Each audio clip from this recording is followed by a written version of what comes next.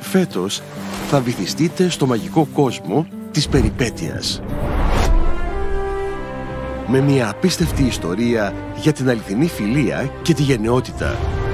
Ένα αγόρι που το έσωσαν τα δελφίνια επιστρέφει στη στεριά. Δηλαδή βρήκα ένα αγόρι που μεγάλωσε στο βυθό. Αυτό το καλοκαίρι ζήστε...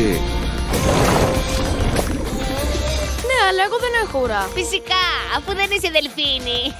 Το ξέρω. Μια συναρπαστική περιπέτεια. Στάσου, θα το πνίξεις! Γεια σου, μαμά. Μαύρο μελάνι.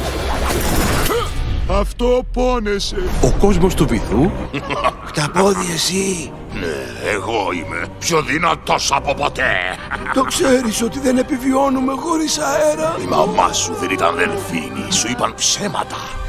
Εδώ είναι ο κόσμος του βυθού. συναντά ένα αγόρι Μου υπόσχεσαι ότι όταν βρεις τη μαμά σου θα γίνει και δική μου μαμά. Για δες τι βρήκα εδώ. Ωχ, ήρθε η ώρα να την κάνουμε. Σου ζητάω συγγνώμη, μαμά. που διψάει για νέους φίλους.